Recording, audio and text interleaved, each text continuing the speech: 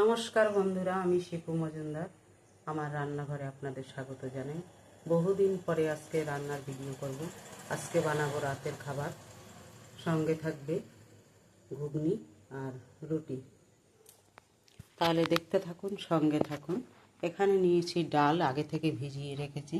আলু কেটে ধুয়ে নিয়েছি। পেঁয়াজ, এখানে আদা রসুন বাটা। আমি প্রেসার কুকারে রান্না করব। প্রথমে বসিয়ে দিলাম কুকার গরম হয়ে গেছে।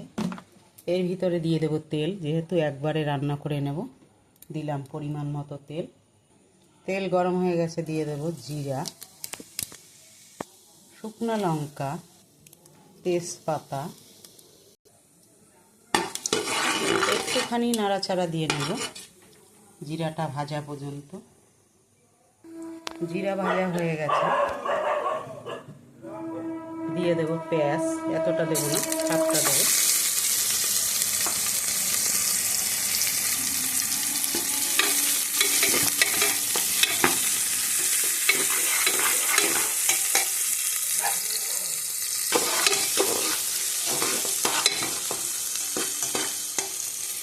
পেঁয়াজটা ভাজা হয়েছে, এবারে দেব আলু কুচি।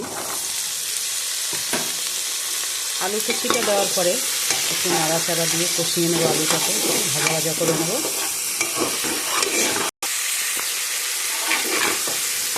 2 মিনিট আলুটাকে ভেজে নিলাম। এখন একটু ভাজা ভাজা হয়েছে। এবার দেব আদা রসুন পেস্ট, সবটা দিয়ে দিলাম। 2 চামচের মতো, যেহেতু 2 রকমের।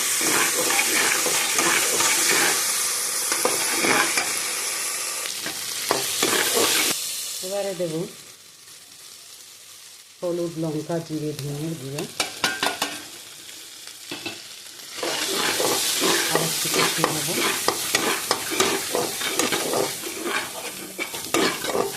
এটাকে বেশি কষাতে হবে না, কারণ মশলাটা ভাজা ছিল, হলুদটা আর লঙ্কাটা ভাজা ছিল না।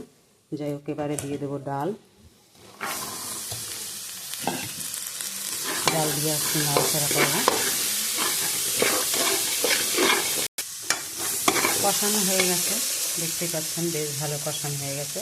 এবারে দেব জল। জলটা পুরোটাই দিয়ে দিলাম। দেখছেন, ডালের থেকে 1/2 ইঞ্চি জল বেশি দিয়েছি।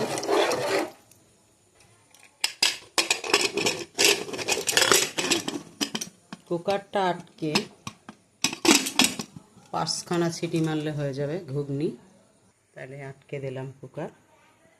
এবারে 5খানা সিটির অপেক্ষা, ততক্ষণে আমি আটা ছেনে নেব।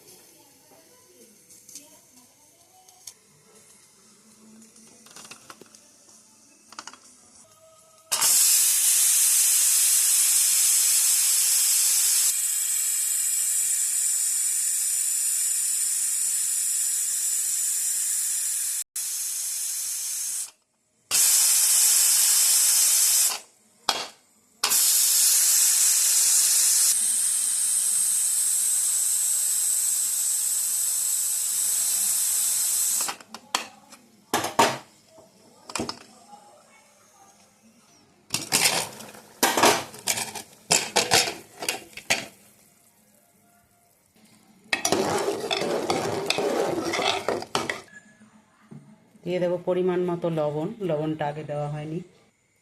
দেবো সামান্য চিনি স্বাদ আনার জন্য।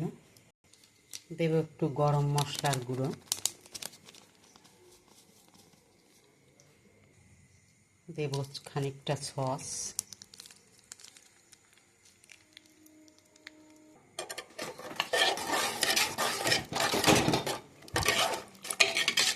এবারে একটু নাড়াচাড়া দিয়ে পরিবেশন করব। তাহলে হয়ে গেল ঘুগনি আর রুটি।